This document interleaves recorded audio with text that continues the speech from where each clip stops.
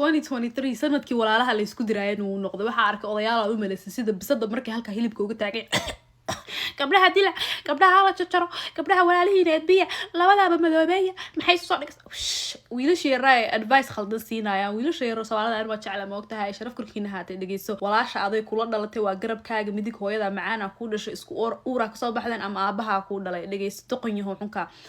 kaadi nijaaska markuu mid yaro xuno fake friend ah oo dhoocil xuno meelaha saaxiibo ku ahaydan oo walaasha af sidoo horta walaasha afkeeda ugu soo qaadi karaa the queen ta kula dhalatay markuu ku dhaho walaasha halkan dad uga kala kicinaysa walaasha TikTok ka nikinaysa war asaga waxaan ku kaga bilow wajigiisaba waxaan ku madoobay labada daana walaasha madoobeynaysa inta ku orodid gabadha islaamiyada maskiinta ah isaga horta madoobay dadna marka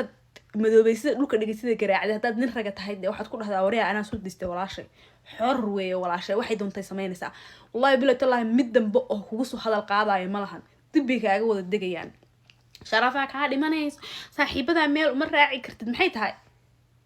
what kind of nonsense is that iska celi diya ragga sharaftaada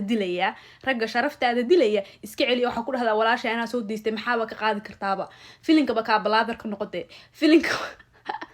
come on use your maskax walaalo dadna guriga tago in ka qabtadi waxaad ku dhahdaa inay dhageyso waad wada simantiina ha ku boodina uur hooyaa ka soo wada baxdeen wariya you guys are equal ma fahanti haday ka yartay haday ka weyntahay ba waa simantiin adiga walaasha waa garabkaaga midig waa tabari maalkeedii dhiigeedii waxaan ku dhahay wax kasta ku horeysa walaasha gacaliso adduunka ilaahay hadaan gabdho Soomaalinahay adduunka ilaahay walaalaheena ugu jecelnahay thank goodness I have been raised by kings. Salute to them. I have never been touched. I was treated like a queen. And I hope in a gabar walbo Somalia wiil walaalkeeda oo sida u qaada ay hesho oo ka dhiga boqorada adduunka oo tusinin ciil iyo oohin badinin waan jecelahay wallahi billahi taala gabar walba inay walaal noocaas yeelato walaalahay oo kale inay gabar walba yeelato wariya walaasha waa simantiin ayar ula hadal waxa ku dhahdaa naga daawalaalay waxan jooji ku dhawalaalay waxan iska dhaaf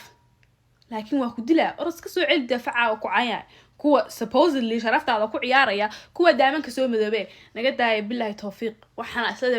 gabdhaha hal dilo gabdhaha madil baa lagu waantooba